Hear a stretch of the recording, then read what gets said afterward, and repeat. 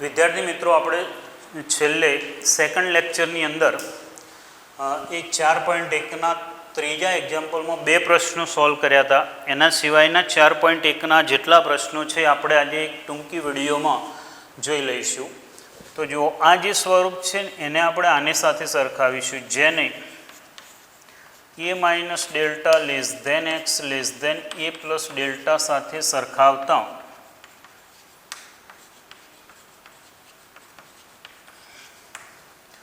આને આની સાથે સરખાવીએ તો a minus delta equal to minus 0.4, a plus delta equal to 1.4,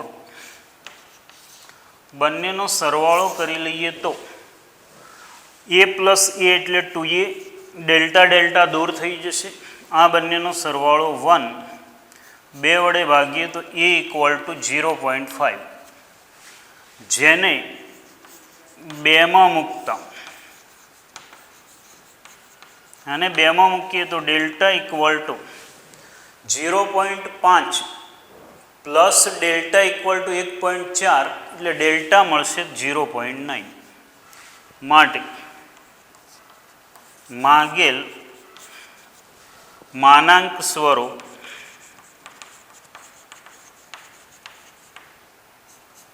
x minus એનો માનાંક less than delta equal to x minus 0.5નો માનાંક લેસ ધેન 0.9 તથા સામીપ્ય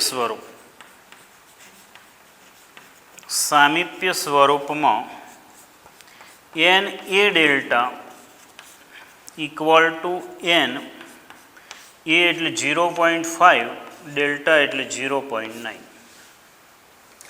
આવો જ એનો ચોથો પ્રશ્ન છે. તો આને આની સાથે સરખાવી લઈએ તો જેને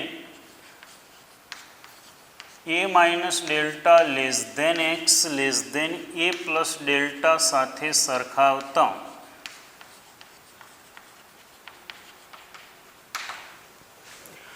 a minus delta equal to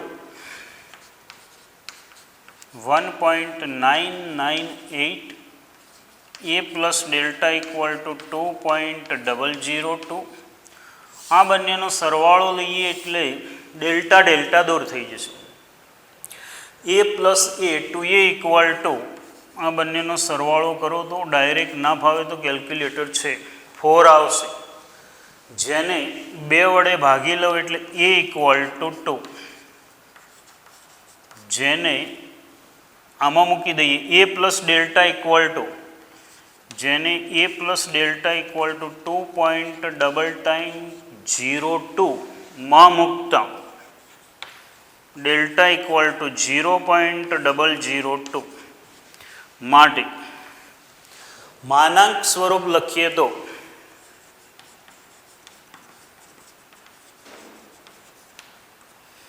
x minus a less than delta એટલે કે x માઇનસ 2 લેસ ધેન 0.2 અને અંતરાલ સામીપ્ય સ્વરૂપ લખીએ તો n a delta equal to n to 0.02.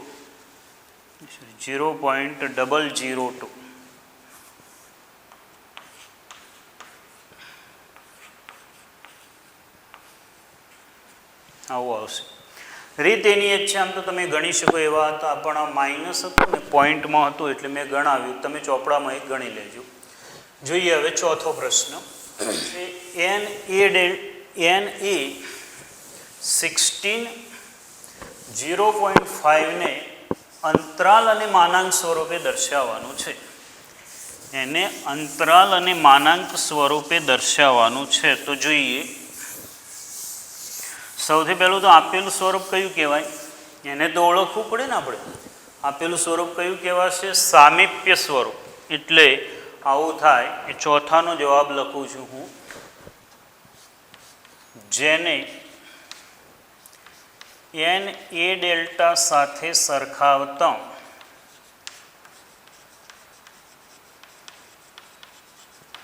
A equal to 16, delta equal to 0.5. જોઈએ હવે કયું સ્વરૂપ જોઈએ છે અંતરાલ માટે. માગેલ અંતરાલ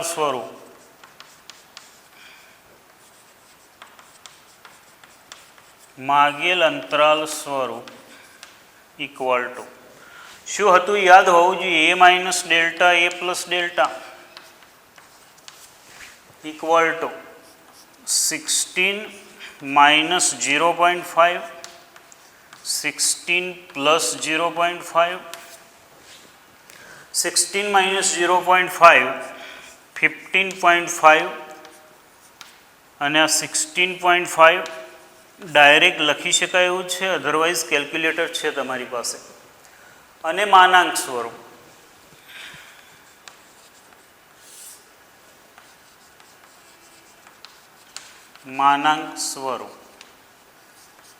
x માઇનસ એનો માનાંક less than delta, x minus 16 less than 0.5. જોઈએ એટલે ચોથામાં બે જ સ્વરૂપ મેળવવાના હતા એ મળી ગયા. પાંચમાનો આન્સર લખીએ.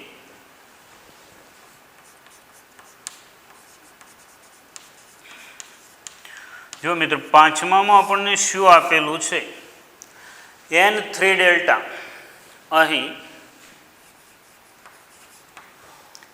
n3b ઇક્વલ ટુ 2.95 અને k આપેલ છે. શોધવાના છે બી અને કે. તો જુઓ તો આનું સાદુરૂપ આવું થશે.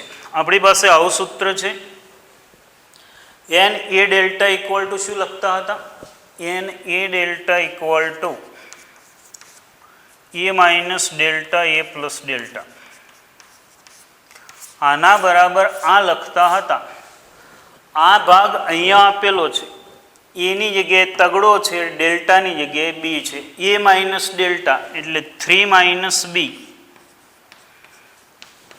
3 પ્લસ બી ઇક્વલ ટુ 2.95 અને કે. ડાબી બાજુ સામીપ્ય સ્વરૂપ આપેલું હતું એને અંતરાલ સ્વરૂપે રજૂ કર્યું, કારણ કે જમણી બાજુનો ભાગ અંતરાલ સ્વરૂપ હતો. હવે જોઈએ પહેલો અને બીજો ઘટક સરખાવી દઈએ. માટે 3 માઇનસ બી ઇક્વલ ટુ 2.95 અને 3 પ્લસ બી ઇક્વલ ટુ કે.